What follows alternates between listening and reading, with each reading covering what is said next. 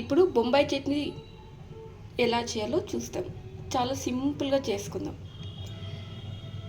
దానికి కావాల్సిన పదార్థాలు శనగపిండి, పసుపు, ఉప్పు, ఎర్రగడ్డ, పచ్చిమిర్చి.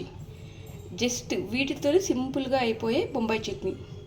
ఆనియన్ సన్నగా తరిగి, పచ్చిమిర్చి సన్నగా తరిగి, శనగపిండి ఇలా బౌల్లో వేసి మొత్తం స్మాష్ చేసి అందులోనే ఆనియన్, పచ్చిమిర్చి, ఉప్పు, పసుపు, వాటర్.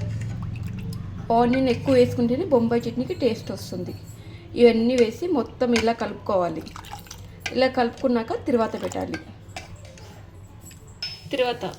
తిరువాత ఇలా ఆవాలు, కరివేపాకు, జీలకర్ర అంతే. తిరువాత కూడా వేసి కలిపేసి స్టవ్ ఆన్ చేసి పెట్టేయాలి. తర్వాత కథ ఉడుకుతుంది. మళ్ళీ మధ్యలో చూపిస్తాను చూడండి. ఇలా బాగా కథ ఉడకాల. అప్పుడే సూపర్ స్మెల్ అండ్ టేస్టీగా ఉంటుంది బొంబాయి చట్నీ. ఇలా ఉన్నప్పుడు మధ్యలో కలిపెడుతూ ఉండాలి, లేకుంటే కింద అడుగు అంటుతుంది.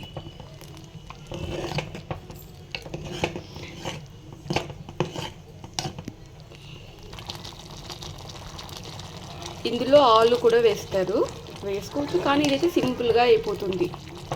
ఎప్పుడు ఆలుతో తినలేం కదా, ఇదైతే ఈజీగా అయిపోతుంది. అలాగే ఇది దోశలో కానీ చపాతీలో కానీ సూపర్గా ఉంటుంది.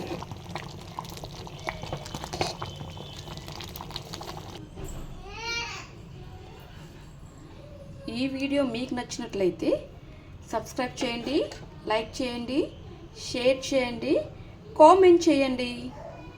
అలాగే మీరు కూడా ట్రై చేసి ఎలా ఉందో చెప్పండి. Okay, thank you.